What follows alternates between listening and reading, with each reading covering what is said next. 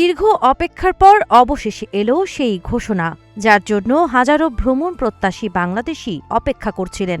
প্রায় 2 বছর বন্ধ থাকার পর আবারও বাংলাদেশিদের জন্য ট্যুরিস্ট ভিসা চালু করছে ভারত।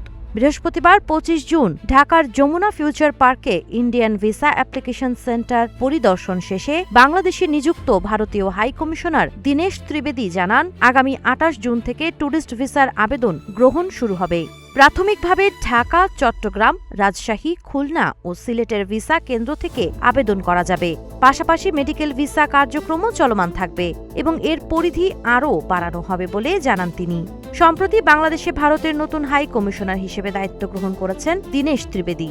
ভারতের জাতীয় রাজনীতির পরিচিত এই নেতা সাবেক রেলমন্ত্রী হিসেবেও দায়িত্ব পালন করেছেন। চলতি বছরের এপ্রিলে তাকে বাংলাদেশে ভারতের পরবর্তী হাই কমিশনার হিসেবে নিয়োগ দেয় নয়াদিল্লি।